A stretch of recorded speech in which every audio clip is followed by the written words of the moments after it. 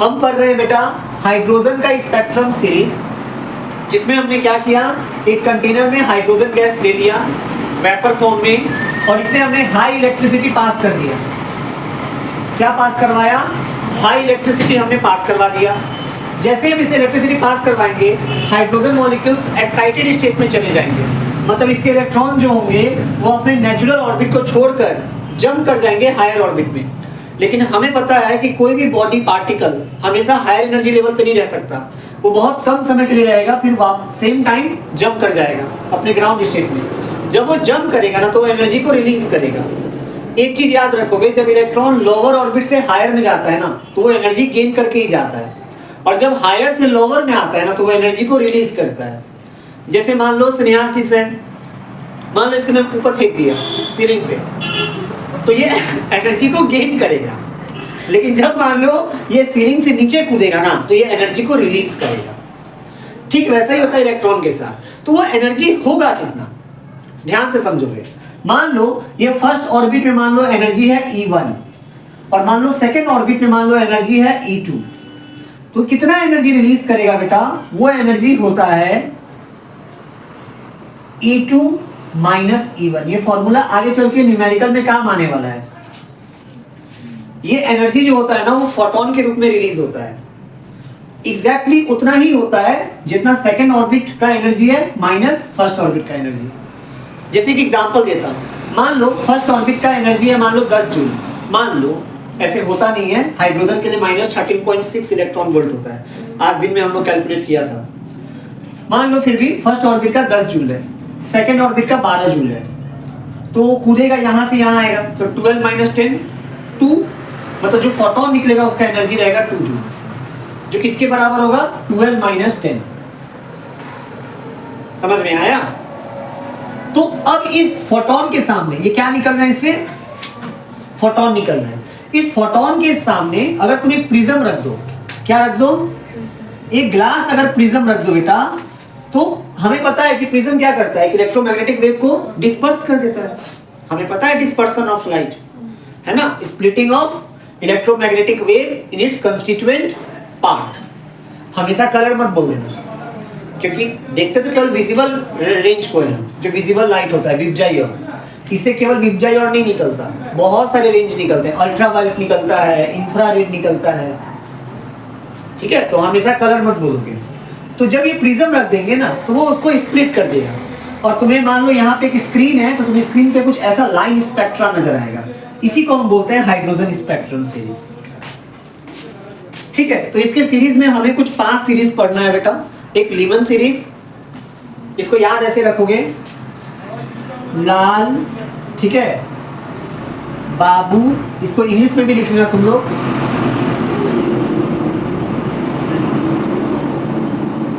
लाल बाबू प्रसाद बाटे, ठीक है, Lyman, Balmer, Paschen, Brackett, Pfund, पूरी के साथ, बस के साथ जो है वो थोड़ा सा और हो गया, नहीं जुड़ रहा है, यही तक है। ठीक है, लाल फॉर लीमन, बाबू मतलब Balmer, P for Prasad that is Paschen, बाटे मतलब ब्रैकेट, पूरी मतलब Pfund. Lyman series, Brackett series, sorry हाँ, Balmer series, Paschen series, Brackett series, Pfund series, और आगे भी होता है। ठीक है, तुम लोग के सिलेबस से तुम लोग को 5 पढ़ना है, तो क्या याद रखो, लाल बाबू बाटे, लाल बाबू प्रसाद बाटे पूरी के साथ, लाल बाबू प्रसाद बाटे पूरी के साथ, तो के साथ जो है वो लास्ट में हटा देना, बाकी ये तुम लोग ऐसे इसको लर्न कर सकते हो। कैसे याद किया था भैया?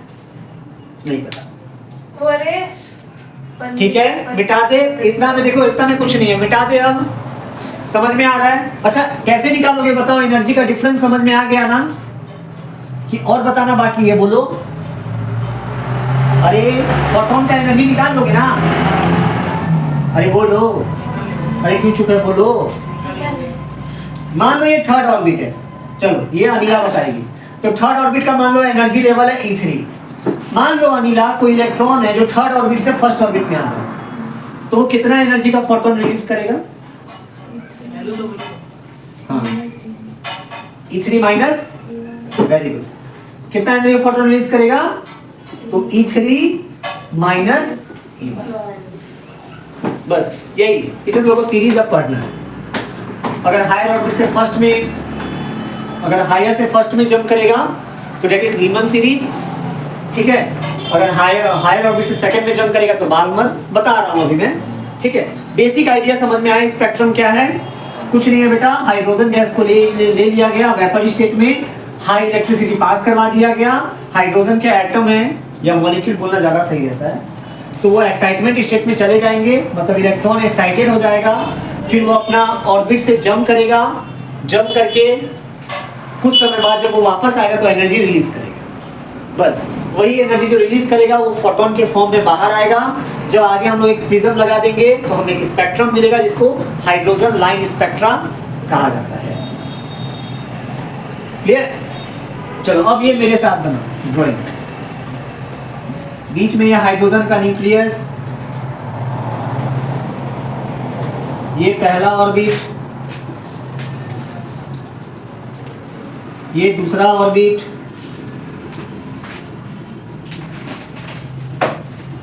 ये तीसरा ऑर्बिट,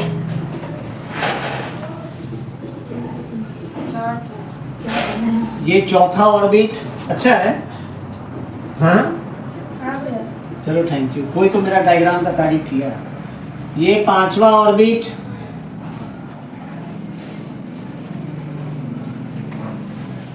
ये पांचवा ऑर्बिट, ठीक है, और ये ऑर्बिट नंबर 6। तुम लोग अच्छे से बनाओगे एकदम मिडल ऑफ द पेज पे। रे दिमाग खराब रे, ससुर के नाती रे लड़का, ठीक से बनना तो तुम्हारा भी तो अलगे नौटंकी चलता है। हाँ तो ये ऑर्बिट नंबर 1, हमारा ससुर का बेटी का बेटा, लड़की ससुर का नाती हमसे पूछता है, तुम्हारा ससुर का बेटी का बेटा। ये 5th ऑर्बिट, ये 6th ऑर्बिट। कर लिया? चलो ध्यान दो ध्यान दो ध्यान दो, फटाफट ध्यान दो बेटा। और भी कोई है जो देख रहा है, ठीक है, वीडियो में, तो वो इतना देर नहीं रुकेगा। हाँ देखो, बोला तो मतलब हर क्लास में एगो मन्नू जैसा मेरा एगो बच्चा होता है जो स्नेहाशीष जैसा होता है, ठीक है। बहुत सारे बच्चे ऐसे होते हैं जो पूरा कंप्लीट वीडियो देखते हैं मेरे जैसे 2-2 घंटा का, वो लोग काहे बोर होगा बीच में। तो स्नेहाशीष इसलिए बोलते हैं स्नेहाशीष फाला काटा गया। और जब से लड़का फंसा ना, जब से औरत से वो फंस गया, तब से लड़का दिमागी काम करना बंद है। खाना जो खाता है ना वो कहीं और चला जाता है। बीच में बोला ना तो बहुत ज्यादा हो जाएगा, ठीक है, शांत रहो। ध्यान दो सृष्टि, तो बनिया का कमी पूरा कर रहे हो, ठीक है। n बराबर 1, n बराबर 2, ये नंबर ऑफ ऑर्बिट्स है, ठीक है। इतना समझ में आया? ये हाइड्रोजन एटम है। क्लियर? कोई डाउट होने से बोलना। मान लो इलेक्ट्रॉन जो है ना, तुमने क्या किया, इलेक्ट्रिसिटी पास करवा दिया, कंटेनर में हाइड्रोजन एटम था, हाइड्रोजन के मॉलिक्यूल भरे पड़े थे, हाइड्रोजन गैस, ठीक है। ये क्या है? Hydrogen molecule. अरे क्या है? हाइड्रोजन मॉलिक्यूल भरे हुए हैं, तुम उसे इलेक्ट्रिसिटी पास करवा दिए। क्लियर? इलेक्ट्रॉन को एनर्जी मिल गया। इलेक्ट्रॉन नेचुरली किस ऑर्बिट में रहता है? फर्स्ट में रहता है। अरे बोलते हैं ना हाइड्रोजन में बस एक ही ऑर्बिट होता है, होता एक ही है, लेकिन इलेक्ट्रॉन एक्साइटमेंट लेवल में अगर चला जाए तो नंबर ऑफ ऑर्बिट्स इंक्रीज भी हो सकता है, डिपेंड करता है एनर्जी पे। तो मान लो इलेक्ट्रॉन उड़ के चला गया एक बार में हवा में, बहुत ऊपर, ठीक है। मान लो वो चला गया उड़ के नंबर 6 में, ध्यान से देखोगे तो कुछ समय बाद बेटा वो घर को लौटेगा। अरे दिन को भूला, शाम को लौटा, उसे भूला नहीं कहते, पता है ना। सुबह सुबह एकदम मुझिया के चल गई झगड़ा उगड़ा करके, रात में फैमिली का याद आया तो फिर रोते रोते घर आई थी, वही बात। तो ऑर्बिट नंबर 6 में चला गया, आया वापस फर्स्ट में। किस में आ रहा है? First orbit. फिर मान लो कोई 5 में चला गया, आया फर्स्ट में। मान लो कोई 4 में चला गया था, आया फर्स्ट में। मान लो कोई 3rd में चला गया था लेकिन आया फर्स्ट में। मान लो कोई 2nd में चला गया था लेकिन आया फर्स्ट में। मतलब जब इलेक्ट्रॉन हायर ऑर्बिट से फर्स्ट ऑर्बिट में आता है ना, एक्साइटमेंट होने के बाद, हायर ऑर्बिट में चला गया। अब वो हायर ऑर्बिट कुछ भी हो सकता है, लेकिन फर्स्ट से ऊपर, second, third, fourth, fifth, six, कहीं से भी जब वो लोग जंप करके वापस रिटर्न आता है ना फर्स्ट पे, इस सीरीज को हम बेटा बोलते हैं लीमन सीरीज। क्या बोलते हैं? Lehman series. क्लियर? समझ में आया? देख लो पहले, बाद में छापोगे। ध्यान दो रे। तो एक बात बताओ, वो एनर्जी रिलीज करेगा क्या? हर समय क्या एनर्जी सेम रहेगा? देखो तो नहीं, ये वाला एनर्जी सबसे ज्यादा होगा भाई, है ना? जैसे अनिला बोली कुछ देर पहले, ये होगा E6 माइनस E1, ये होगा E5 minus E1। Energy difference जितना होगा उतना ही ना फोटोन निकलेगा एनर्जी लेके। तो उस एनर्जी को हम लोग वेवलेंथ कैसे निकालेंगे? वो जो फोटोन निकलेगा उसका वेवलेंथ कैसे निकालेंगे? तो वो वेवलेंथ बेटा हम निकालते हैं ये फॉर्मूले से। 1 बाई लैम्डा बराबर रिडबर्ग कांस्टेंट, इसका वैल्यू गिवन रहता है, into 1 upon n1 square minus 1 upon n2 square. अगर हम लीमन सीरीज की बात करें, किसकी सीरीज की बेटा?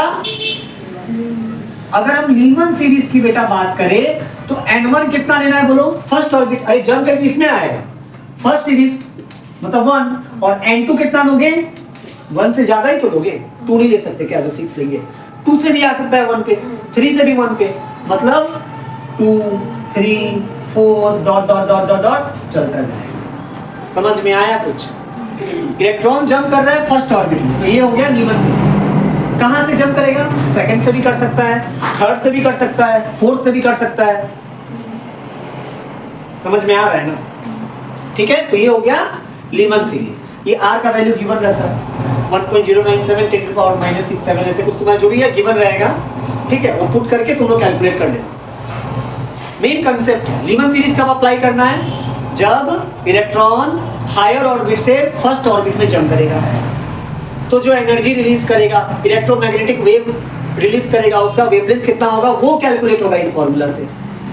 हालांकि 1 अपॉन लैम्डा है तो इसका यूनिट भी क्या आएगा? मीटर इनवर्स में आएगा ना, फिर उल्टा करना पड़ेगा तुमको।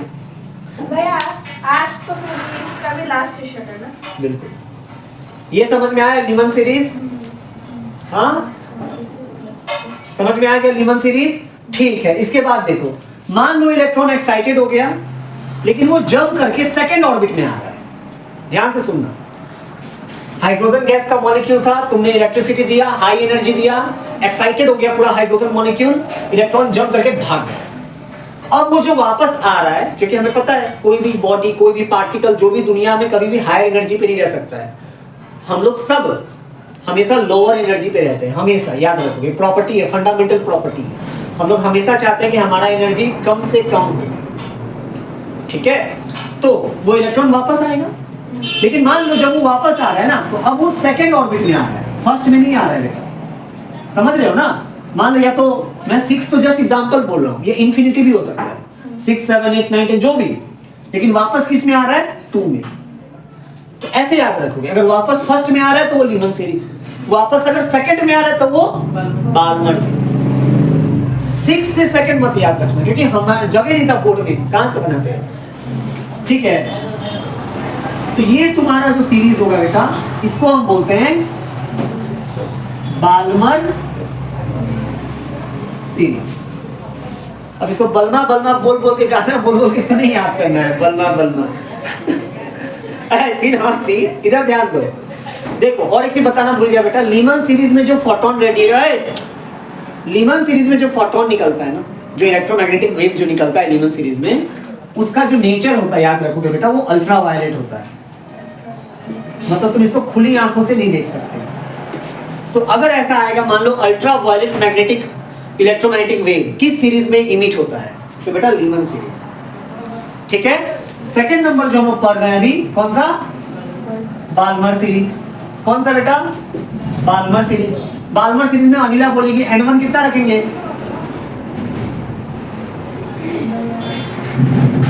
कितना रखेंगे? सुसुआ के काहे बोलती है, जोर से बोलना। ऐसे रिश्ते कितना रखेंगे? 2। और N2 कितना रखेंगे? 2 से ज्यादा, 3, 4, 5 सो ऑन।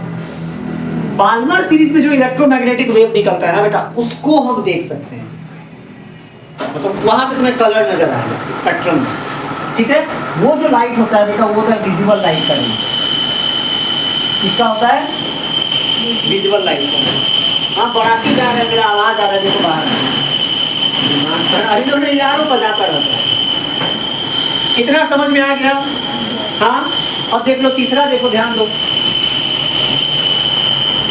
तुमने हाइड्रोजन गैस लिया, एक कंटेनर में तुमने हाइड्रोजन गैस लिया, तुमने उसे हाई इलेक्ट्रिसिटी पास करवा दिया, इलेक्ट्रॉन एक्साइटेड हो गए, चले गए एकदम ऑर्बिट छोड़ के, 6 नंबर पे गए, 7 नंबर पे, इंफिनिटी दूर चले गए, बहुत दूर चले गए।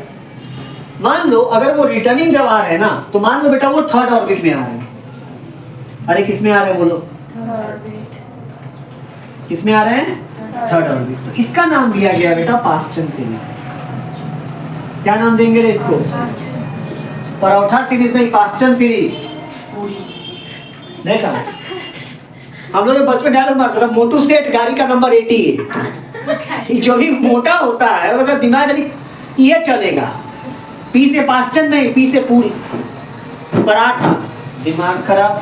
लिख लड़का जल्दी। 3 नंबर तुम्हारा पास्टन सीरीज। कौन सा सीरीज है? ठीक है, इसके लिए n1 का वैल्यू क्या रखेंगे बोलो? 3। n2 कितना रखेंगे?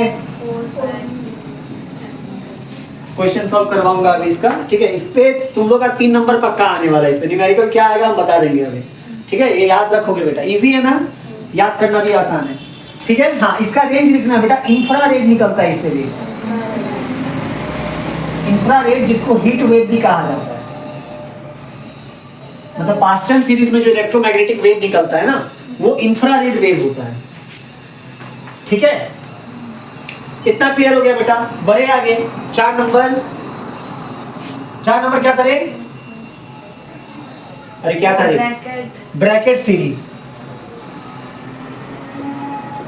ब्रैकेट सीरीज मिटा देता हूँ, हाइड्रोजन मॉलिक्यूल बहुत तंग कर देता है। ब्रैकेट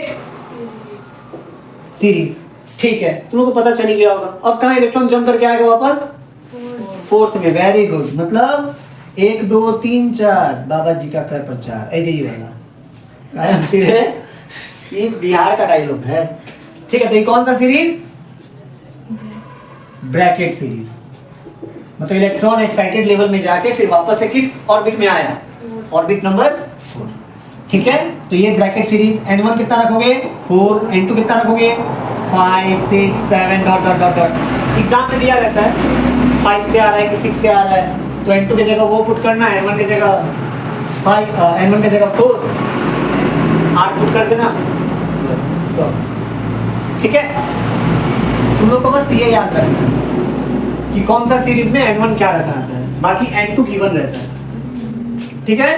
हाँ इसका भी बेटा जो वेव होता है वो इंफ्रारेड होता है, लिख लो।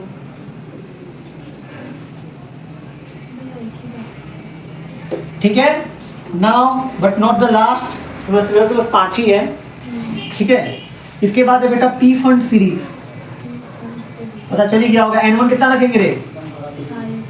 5, n2 6 7 8 डॉट डॉट डॉट, ठीक है। ये भी इंफ्रारेड है बेटा, ठीक है। तो याद करना आसान हो गया ना, या हीट वेव है ना। तो बेटा हीट वेव कितनों में निकल रहा है देख लो, पास्टन में निकल रहा है, ब्रैकेट में निकल रहा है और पी फंड में निकल रहा है। लीमन सीरीज में अल्ट्रावायलेट, जिसको तुम नहीं देख सकते, देख केवल सकते हो बार्मर सीरीज को, याद रखोगे। बार्मर सीरीज को हम देख सकते हैं और किसी को नहीं, ठीक है। तो ये है तुम्हारा हाइड्रोजन का स्पेक्ट्रम, ठीक है। लाइन स्पेक्ट्रम बोलो इसको। कर लिया कॉपी?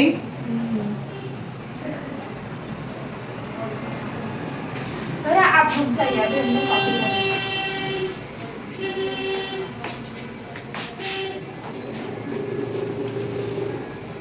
समझ में आ गया क्या किया हमने? मैं फिर से बता देता हूं बच्चों। एक कंटेनर में हमने क्या किया, हाइड्रोजन गैस को ले लिया, ठीक है, जहाँ पे हाइड्रोजन के बहुत सारे मॉलिक्यूल्स हैं। उस कंटेनर में हमने इलेक्ट्रिसिटी पास करवा दिया। हमें पता है कि जब मॉलिक्यूल को एनर्जी मिलेगा ना, तो वो एक्साइटेड स्टेट में चला जाएगा।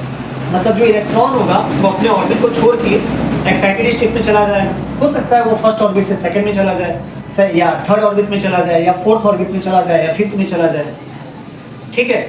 तो कोई भी बॉडी बच्चों हमेशा हायर एनर्जी लेवल पे नहीं रह सकता, बहुत कम समय के लिए जाता है, फिर वो वापस से जंप करके आता है। ठीक है, तो मान लो अगर वो जंप करके फर्स्ट ऑर्बिट में आ रहा है ना, तो हम बोलते हैं इसको लीमन सीरीज। मतलब जब वो जंप करके फर्स्ट ऑर्बिट में आए, चाहे वो सेकंड से फर्स्ट में आए या थर्ड से फर्स्ट में आए या फोर्थ से फर्स्ट में आए या इन्फिनिटी नंबर ऑफ ऑर्बिट से फर्स्ट में जंप करके आए। क्लियर? बोल।